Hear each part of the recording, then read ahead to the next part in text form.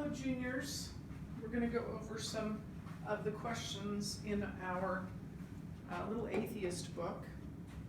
If you have not finished reading the chapter 12, and if you have not completed the Equip 10 and Engage 1, I would ask that you not watch this video just yet. Do that first and then come back and watch this video, if you please. So we're going to go over first we're going to go over the Equip question number 10 and then Engage 1. And then we're going to, as a class, we're going to go over 2 through 5. So if you've read the rest of the chapter, you don't have to answer you can Engage 2 through 5 before you watch this video, but you do have to have read the entire chapter and answered Equip 10 and Engage 1. So let's look at Engage 1, but before we do, let me ask this question, and then I want to give you a little context. Despite the attempts made by skeptics to use their alternative theories to refute Jesus' death and resurrection, what are some strategic ways you can put the burden of proof back on them? So before we even answer this question, I want you to understand that this is a class on apologetics. This is a class on how do I share my faith with other people. And the Bible itself tells us that when we give an answer to the hope which lies within us, in other words, when we tell others about our faith in Christ, we're to do it with gentleness and respect. So I don't want these to be gotcha questions, right? You're in a conversation with someone who is skeptical and believes there might be another answer to what happened to Jesus' body other than the resurrection. And so in your answer, it should be a respectful answer. So there are a couple of things that you can do. You can ask what they believe are plausible alternatives, like what would be a plausible alternative to the resurrection. And they may have one and they may not. But if they have one, then you can talk with them respectfully about kind of holes in that theory, why that theory might not be true.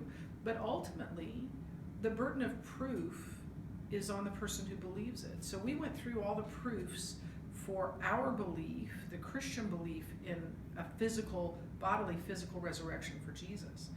What is the proof for whatever they believe, whether that's the stolen body theory or the Princess Bride theory or the unknown tomb theory, all of those things? What first century evidence do they have for whatever it is they believe? And if they have no idea, then I would encourage them, study it, look into it, see what you think. I mean, if Jesus Christ is actually risen from the dead, there's no more important thing that we can do than to figure out if it's true or not. We have just been through a whole chapter's worth of first century evidence of the resurrection of Christ. And if someone's going to believe something alternatively to that, they need to have some proof of that as well. And then in the Engage question number 1, review the debate between William Lane Craig and Crossan on pages 315 and 316. What was Dr. Craig's strategy in the debate, and what did it reveal about Dr. Crossan as a result? Well, his strategy was to ask questions, which is a great strategy. Not asking gotcha questions, not asking vindictive questions, but just what would it take? I mean, there's nothing wrong with that. So you don't believe in miracles. What would God have to do to make you believe in miracles? Or what would have to happen for you to believe in miracles? And so his strategy was to ask questions that would lead Crossan to an admission of his bias, of his previous decision that there can not be any miracles. And Craig didn't berate or harass or hound Crossan. He simply asked questions. And Crossan ultimately admitted that no matter what the event, no matter what happened, he would refuse to believe that it was a miracle. Because in his mind, God doesn't work that way. That's not possible because God doesn't work that way. But he has no proof that God doesn't. There's nothing in the Bible or elsewhere that says that. Now, those are the two questions that you were to read 313 to 316 for. At this point, if you haven't finished chapter 12, please pause the video until you have read it. But if you've completed the entire chapter, then we will go through these together as a class. Essentially, I'm giving them to you. Although I could call on you, Hayes, what do you think is the answer to number 2? No, that's a joke. I'm giving you the answers. How would you go about discussing miracles in their proper context with a skeptic? And this comes from pages 316 to 320. The theistic nature of this universe makes miracles possible. Remember, C.S. Lewis says, if we admit God, must we admit miracle? Yeah, we must admit miracle, because miracles are not only possible, we should expect them. If the God of the universe already did the greatest miracle of all in creating the universe out of nothing. Number 2, ancient documents say miracles are to be expected. Number 3, historically confirmed eyewitness documents. I'm having a hard time reading my own writing. Historically confirmed eyewitness documents say miracles are actual, that miracles actually did happen. And then additional confirmation for miracles. We have outside sources that are non-Christian sources that say Jesus worked miracles. We have archaeological proof of the veracity, the truthfulness of the New Testament. Number 3. Let me go over those again. Theistic nature of the universe makes miracles possible. Ancient documents say miracles are to be expected. Historically confirmed eyewitness documents say miracles are actual. And we have additional confirmation through outside sources, non-Christian first century sources, and archaeology. How would you go about responding to a skeptic who says that they need extraordinary evidence in order to believe in an extraordinary event like the resurrection? Well, you can't confirm a miracle without a miracle. You wouldn't believe it even if it was a miracle. So even if that miracle, that extraordinary, even if you saw that extraordinary evidence, you still wouldn't believe it. There's nothing extraordinary enough. That's what Crossan was saying. There's nothing extraordinary enough. Not even all the trees in your front yard moving 5 feet to one side. That would make you believe in a miracle.